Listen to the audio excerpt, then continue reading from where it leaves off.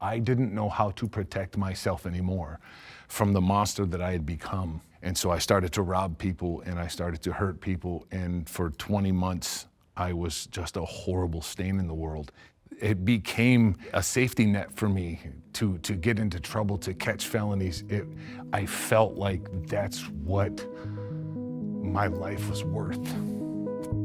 In partnership with Unlikely Collaborators, we've designed perception box questions for communities with shared experiences aimed to broaden self-acceptance and deepen self-understanding. This group of people was all asked, "What are you most afraid is true about you?"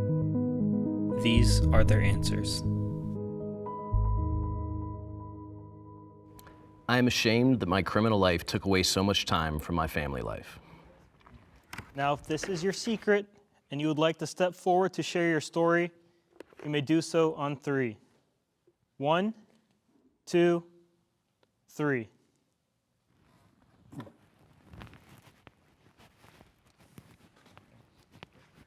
Ever since I turned 18, I've just been in and out of jail, like nonstop. There hasn't been 1 year that I haven't got locked up.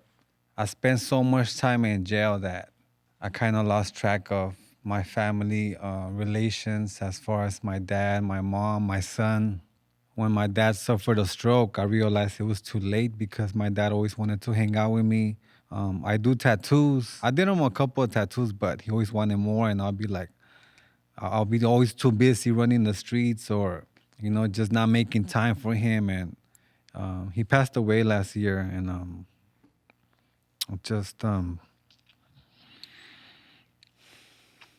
yeah, I regret it. He was always trying to hang out with me, and like I said, I was so busy trying to impress the wrong people, and I'm just never gonna get that time back. Well, now I'm trying to make amends with my family. Like, I have this time now, and I just wanna, make the relationships right instead of like trying to impress other people. Now I'm trying to get my family involved in what I do, and I don't want to make the same mistakes. So now everything I'm doing, even though my family might not realize it, but I'm trying, and that's all I can do is just keep trying. If anyone can relate to Mario's secret, you can step forward on 3. 1, 2, 3.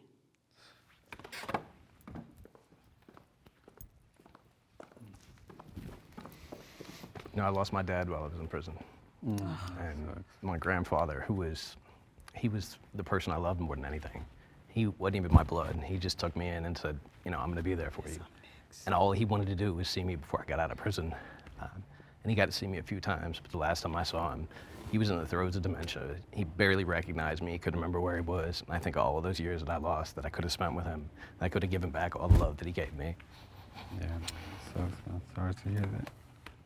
So I grew up without a father. My father left when I was, 8 months old, 9 months old, and I have 3 sons. I never wanted a kid to grow up like that, seeing me as a father that wasn't there, and now they're both adults, and I wasn't there for the first 13 years of their life.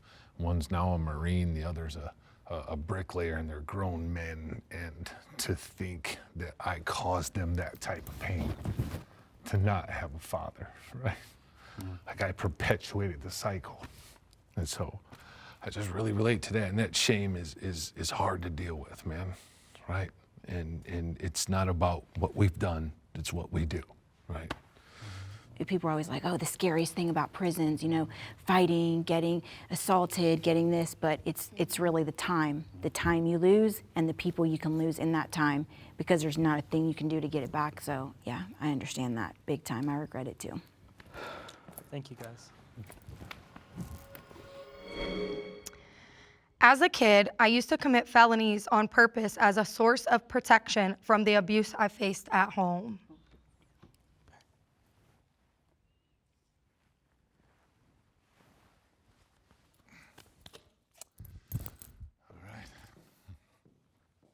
When I was 5 years old, I started to get molested by my uncle. And over the course of the next 6 years of my life, I was molested by more than 5 men. So when I was 7, I broke into a church. and I got charged with a felony and put on probation. And when I got put on probation, all the men that were molesting me went away. And so when I got off probation, they all came back. And so I went and broke the law again and got put on probation again. So my whole life, I continued to go out and break the law. I would purposely go out and catch felonies because this is how I protected myself. My mother didn't care. I didn't have any other family members. And so to protect myself from the abuse, that's what I would do. And I told on my uncle, and his threats came true because he would tell me as a little kid when he was molesting me, if you tell anybody, I'll have to hurt the whole family. And while he didn't hurt the family like he thought, when I told on him, he went to prison and my whole family fell apart. We no longer went to grandma's house. There was no more aunts, no more uncles, no more cousins. Everybody blamed me. It was my fault. And it turned me into this reclusive kid.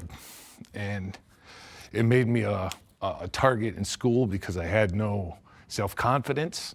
I was horribly bullied going through school. And by the time I was 15, I had 10, 12 felonies on my record. And so the judge was sick of me and bound me over to adult court. And when I went in at 16, he sent me to prison. And I had never been taken away before. I had never been locked up. So I didn't know what was coming. And I was just this abused kid from the country. And they put me in prison when I was 16, and I was raped the first week I was there by 2 men at knife point. And it turned me into a savage. And I became this very violent human being because that became my source of protection. And I no longer feared physical pain. I no longer feared felonies. I had resolved that I was going to spend the rest of my life in prison. And when I was 21, they opened the doors and sent me back to the world with $75 and 3 condoms. And no parole, no probation, and I didn't know how to protect myself anymore from the monster that I had become. And so I started to rob people and I started to hurt people, and for 20 months, I was just a horrible stain in the world. And I was ultimately convicted of 15 more felonies and sent back to prison for 12 more years. And it became a safety net for me to get into trouble, to catch felonies. I felt like that's what my life was worth. And ultimately spent 18 years. So, yeah, that was my secret.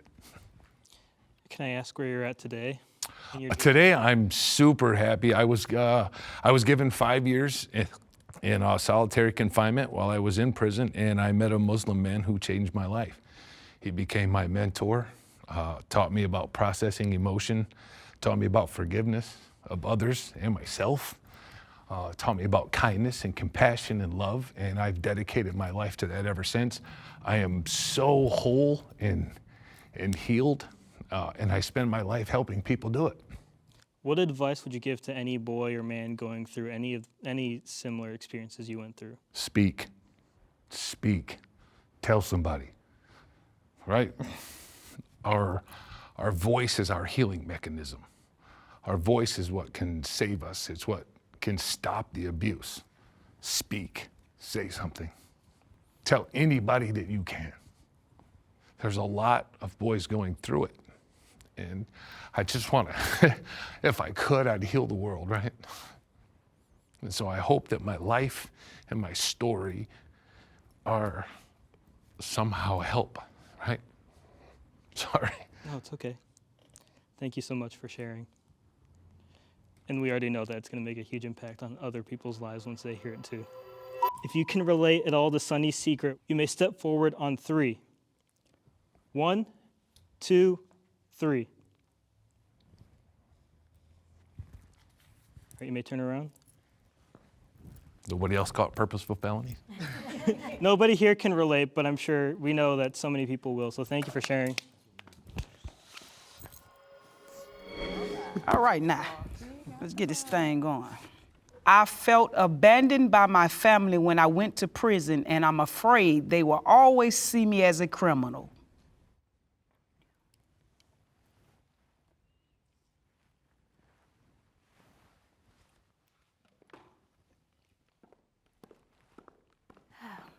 let me put you guys in the mindset. My mother's a neurologist, my father's a psychiatrist. I'm the youngest of 7. All my brothers and sisters are well-to-do, accomplished, affluent people. No addictions, no tattoos, no incarcerations of any kind. All of them are married, nobody's divorced, everyone has a few kids. Everyone's life is just very traditional, and I come along, I'm the youngest by far. I was bored, man. I was like kind of bored, and I want to have fun. And where are the bad boys and where are the mobsters? And I remember seeing some gangster movies, like Goodfella type of movies, and I was like, I'm gonna be a mob wife. I wear a lot of gold, and I have long nails, and I'm gonna be tan, and have big hair. So that's what I did. When I was a teenager, I went out and I found a guy that was in the Russian mob. And just to fast forward, you know, I ended up getting arrested and getting a 10-year prison sentence. My sisters and brothers took a stance of, you've had several warnings. We've all told you what we saw was very clear, and you didn't listen, so you need to figure this out on your own now. They didn't talk to me my entire 10-year prison sentence. My father did not speak to me at all. My mother was the only person who stood by me. She came to visit me. She's 77, so for her to make that drive and do what she was doing is just unbelievable. It's like an unconditional love. Now, I got out February of 2020, so I've been out a tiny bit over 4 years now. The next year, I was finally invited to the first Thanksgiving and the first Christmas, and I was like, okay, this is good. Like, I can, you know, everyone can see, they can see now, like I'm not the same person, I've changed, I've come full circle in like a great way, I'm a great mom, therefore you have to know that I'm doing something right. And I was like, they're gonna be happy, they're gonna be proud. They were not proud, they did not accept me. They always treated me in a way that was like, okay, you're doing good now, but when is the other shoe gonna drop? I would say to them now that it's okay, like I do not need the approval, I do not need the acceptance, I don't need them to be proud anymore. There are things, and I'm not crying because I really don't mean what I'm saying. Like, they don't need to be proud, but I'm crying because the things that now are important is that my son is proud. I know it sounds very cliche, but like that he's proud, that he knows that his mom is doing really amazing things in 4 years after being gone for a decade. It's different. I need acceptance and approval from a different group of people. And they can, you know, think whatever they want. Like, it's okay. I'm not gonna work hard anymore to prove them wrong.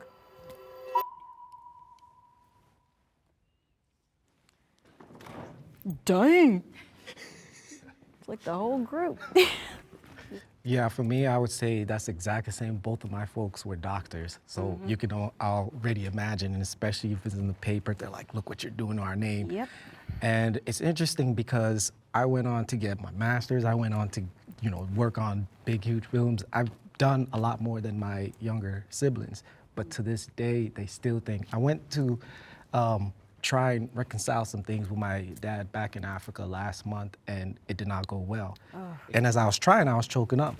And I'll never forget when he looked at me and said, just tell me, did you kill someone? And I'm like, are you serious? Like, and I had to stop there, and I ended up having that conversation saying, like, you guys still see me as that 16-year-old, yet I've taken care of my little brothers and sister, I'm doing this, what's the problem? And I ended up leaving and hoping that he doesn't pass. Wait, what'd they say when you said that? I want to know when you said, like, do you still see me as the 16-year-old? What were they like? Yeah, we do. He shrugged his shoulders, and I just thought, wow. Oh, man. And so I think that's one of the worst things to have from your parents is them not believing you've changed when you can show them every inch of proof that you've changed. Yeah. So I went to prison when I was 16 years old, and my mom came to visit me in the jail and moved out of state that day. And I didn't see her, and that's the only family that I had. So I was on my own. I had no help, no support. I had to go figure it out myself. And my mother had a drug addiction, and she would call me whenever she got into situations with gangsters because her son was a ruthless gangster. Naturally. And to this day, that's all she sees me as, is a criminal, a convict, someone that can, and so it really skews your view of family. And if you don't control that mindset, it can bleed off into the rest of your life. Somebody in prison who was actually serving a life sentence, I'll never forget what she told me. She said, blood makes you related, loyalty makes you family. And I've met the greatest people in prison that are my friends till this day, my mentors. I know we have prison families. I don't know, in like the guys' facilities, I say they really don't do that. But in women's, like I have a prison mom. She's actually still like my mom. She's my mentor, she's my financial advisor. She handles all my legal work, my LLCs, my nonprofit. She is who I call first for everything. The greatest thing I could say is like, it's time to like move on, and it hurts. It hurts. My sister was my best friend. We slept in the bed together. I was scared of the dark. I slept in my sister's bed my whole life, okay, until I was grown. My sister begs me to come over. She's like, can you please come see? And I'm just like, I was begging you when I was in prison to come see me. I was begging you. I wanted to see my niece and nephews. Now they want to see me. You don't even know me. Do you know my favorite color? Do you know anything I'm doing in my life other than what you see on social media? Do you know me? And her answer is always like, I want to get to know you. But you had all that time. So I would just say, like, keep looking forward and just strive for what it is that you want for you and your kid. I was suicidal when my father died while I was in prison. I'm afraid I'll live with that guilt forever.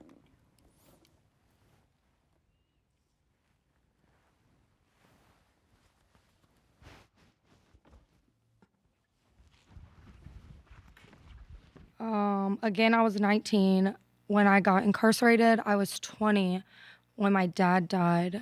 I was only in there for 1 year in the county jail. And so for a week, I couldn't get a hold of my dad. So my dad, I was his only child. Anytime I call, he was answering. Every week I had commissary. Anytime I called him and said, put money here, it was there. He was always there. So for him to not answer, I knew something was wrong. Every time I called home, I'm like, hey, did you talk to my dad? Oh, no, he didn't answer. So at that time, I didn't know, but everybody already knew that my dad was dead. It was just that nobody knew how to tell me because they knew that that was going to be it for me. And as soon as I get on the phone, I'm like, just tell me it's not my dad. And my mom was like, he passed away, I'm sorry.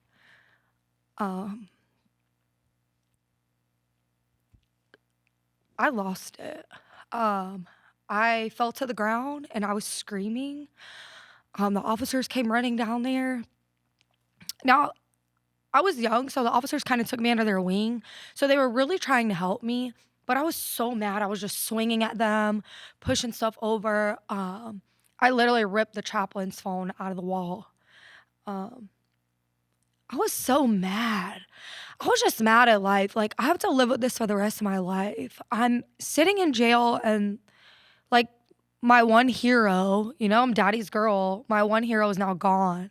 And I have to fight this fight by myself. So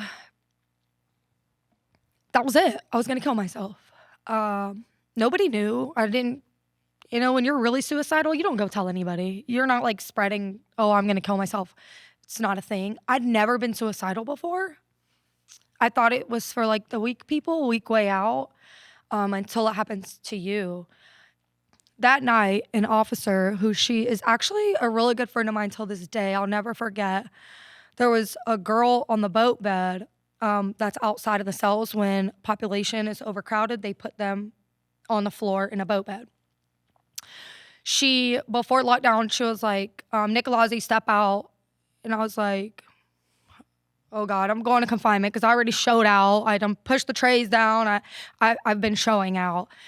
And they told the girl on the boat bed to move in my room. And she saved my life. Until this day, she's my friend. If she would not have been in that room, I was going to find a way to kill myself.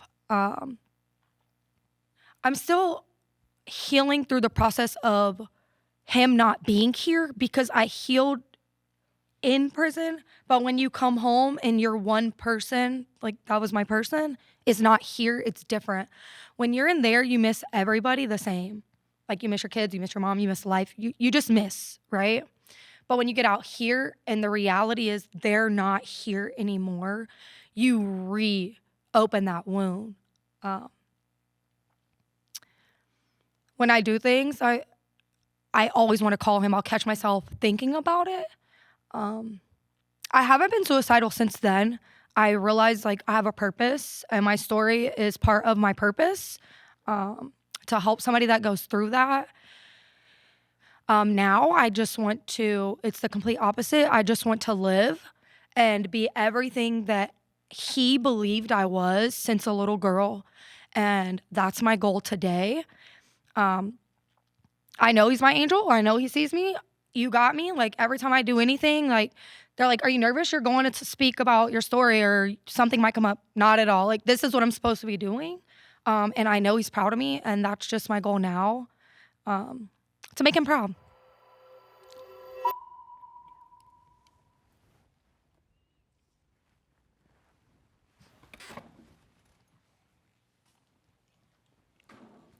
You know, when I lost my dad, I remember I was literally in shackles and jumpsuit because they were taking me from the hole. They took me up there. And I came back, and I had a couple of my pictures in the hole, and I looked at the pictures. And I think what bothered me the most is I couldn't cry. I was like, I just lost my dad, and I can't even feel this. And it took me years to feel it. And all that, combined with a lot of other things combined. And I remember the day that I woke up, and I just wanted to kill myself. I still had 15 years left on my sentence. There was no way. I just couldn't, I could not take one more thing. And I remember just sitting there and staring at the wall and feeling like, that's it. And I don't know how to describe it. Viktor Frankl has something in one of his books where he talks about it. But I remember feeling so trapped and so small and so lost, and there was no way I could do it. And then all of a sudden, I felt this just expansive space. And it was the most like amazing, hopeful, miraculous thing in the world. And I started crying. And it wasn't crying because I was sad or because I was hopeless. It was crying because it felt like there was somehow a way to get through this. And 5 years to the day later, I walked out of prison. It was one of those things that I will never forget. And I will never forget that moment, because every time I get lost and every time I feel hopeless, I remember that moment. And I remember that if I had taken my life that day, there's no way in the world I would have received that conditional pardon and walked out 5 years later. Mm-hmm. Wow. I'm glad we didn't do it. Yeah. No, seriously, I'm glad I didn't. I'm glad we didn't do it, guys. I'm afraid I won't achieve all the things I want to because of all my lost time in prison.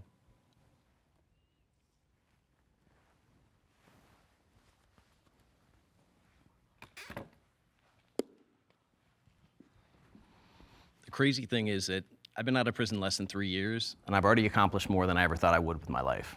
But the question really is it ever going to be enough? When I was 18 years old, I committed my crimes, and I was sentenced to serve 32 years in a state that didn't have parole. So I was an 18-year-old kid thinking that my life was over and dealing with the shame and the guilt of the harm that I'd caused. I committed a robbery, I committed a shooting, I almost took people's lives. And in that place, I was determined that I was going to make the best of that time, that I was going to work. I got a bachelor's degree, I became a journeyman electrician, I helped start a peer support mental health program, I got articles published, I mentored, I tutored, and it was never enough. Because I felt like I was trying to make up for something that I'd done that couldn't be made up for. I couldn't figure out a way to move forward. And they told me with an hour and a half's notice that I was getting out of prison. So instead of serving 32 years, I served 19 and was thrust out into the world with no preparation. And didn't know what I was gonna do and was overwhelmed by the most basic things. I had thought like, oh, I'll go to grad school. Man, I couldn't even hold a conversation in public without breaking down. I didn't know how to deal with crowded spaces. I didn't know how to deal with all the things that were going on. And so I determined that I was gonna push harder and push further and I was gonna do more, and it was never enough. You know, I've started a nonprofit since I came out, and it doesn't matter how many people we help or what we do, I don't feel like I'm doing enough. I feel like there are people that I left behind that worked just as hard as I did that haven't gotten that chance. And that until that changes, until I somehow change the world, it's not gonna be enough. What I really wanted was to find a family. Like, that's what I wanted. And I thought a big part of that was that I was gonna find a relationship and I was gonna have kids. And then I got out, and I was in a relationship when I got out. I had met somebody through weird happenstance, and incredible person, incredible woman. And yet somehow it wasn't enough. And it wasn't that she wasn't enough, it's that I couldn't find enough in myself. It's gotten to the point where I don't know what I want. I don't know who I am. I feel like I never really got to form those things. And so now I'm, almost 40 years old out in the world trying to figure out what I want to do. And somehow my biggest fear is that no matter what I do, what I accomplish, where I go, who I find, that it's never going to be enough. And I won't know how to move forward. And I won't know when to stop. What would it take to fully forgive yourself for your mistakes? In a lot of ways, I feel like I did. I feel like there was a day that I woke up in prison that I remember the shift really distinctly because I had had so much shame behind the things that I'd done. And it was a day that I woke up, and I don't even know, it was a part of a conversation, but it hit me that I really no longer was that same person. That whatever had happened, whatever I had done, all the work that I'd done, all the therapy, all the reading, I was no longer that same person. I would not do those things that I'd done. And it really hit me. It wasn't just thinking that or saying that. Like, I really felt it at my core. So I feel like it's not so much making up for the things that I did. It's not making up directly for the harm that I've done. And that is something that I do hope to make up for, make amends for the rest of my life. But it feels like the thing that I'm trying to address is actually deeper. And it's not just what I've done, it's somehow something that felt like it was lacking.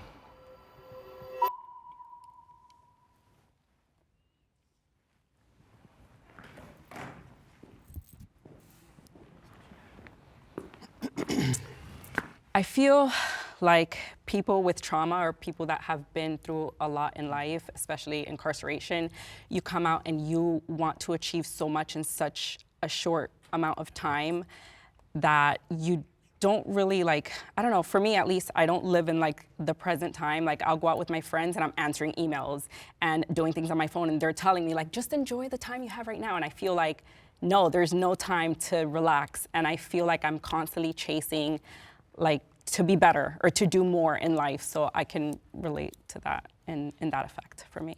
For me, that's exactly what I constantly go through. I had great dreams and goals for myself.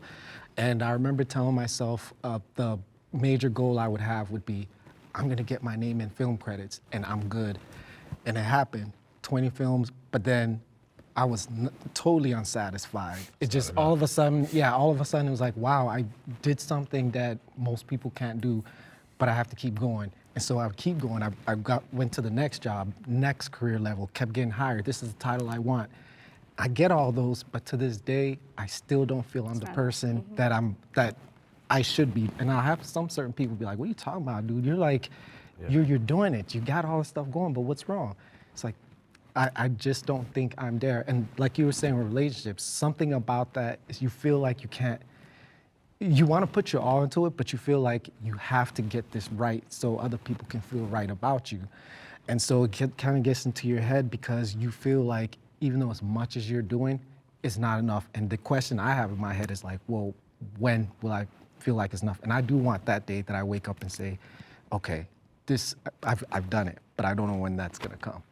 I don't know if y'all feel like you lived on the sidelines for all those years. Like, I don't want to watch sports. I don't want to watch TV. I want to go play sports. Me neither. I don't watch TV either. Yeah, same. That's the biggest problem. Yeah. I don't want to watch anything. Yeah. I want to do everything. You wanna go do. And so I'm happily married. I have an amazing wife, and I got lucky in that department. But it's so stressful on her because she's a type A, and everything that I do, she feels like she's got to be my hero. She's got to come in to make sure that I don't fail because she knows failure for me is catastrophic. If I fail, I fall apart. I think, I feel like we're like that. I can't fail at anything. If I say I'm going to be somewhere at 5 o'clock and I show up at 5:01, my whole day's gone. I was here an hour and a half early in the parking lot, right? Like texting people like, hey. And it's hard on the people around us. And every time an event or a person or a date or something comes up, I think in my mind, I'm like, when I was locked up, there's no way in the world I would have said no to that. And it's so hard for me to say no to anything. Like literally, I don't want to go to this event. I don't want to go on this date. I don't want to do ever, but I'm like, man, I gotta do it. I say yes to everything. And then you find you're like swamped. It's like, Overwhelmed. oh my God, I got 10,000 things. How do you do it? I don't. I don't. Like you I just don't. keep going. My wife says no. Okay. Yes. You need somebody I call that'll my say no wife, for you. babe, can I do that? Nope. All right. Can't do it. I'm sorry. And it's on the other side of it, it makes you feel like less than, right? Because you almost feel like you're not. You feel bad. You feel bad if you say no. You're You feel so bad if you used don't to show up. having a controlled environment that when you're free to do what you want to do, you just run. And it's like, I need some kind of control. And it's shameful to admit that, right? But it's like, I need to be controlled. Because if you just leave me alone, I'm just going to do a million things. Exactly. It will get better. It will get better. It does. Life will slow down for you eventually. Thank you. Yeah. Just know that you're already an inspiration because you inspired me months ago and you didn't even know it, right? Oh, You're doing it. yeah. Thank you. And the hope is the part, the reason I teared up when you told your secret. There's a kid in the juvenile center we go into every month who told me that same thing. He said, I keep getting locked up because this is the place I'm safest in the world. And those are the kids where I want them to know and see that there's a future. So that's why I really want him to see your story. I'm actually gonna see if I can get them to let me bring a phone in to show him that, because letting people know, people who are locked up right now, who don't believe they deserve it, who don't believe there's any path, don't believe there's anything they can do, when they see a room full of people who've gone through that and then made something of their life, that's the most meaningful thing. That's what we can give them. Our stories can give them hope. Right.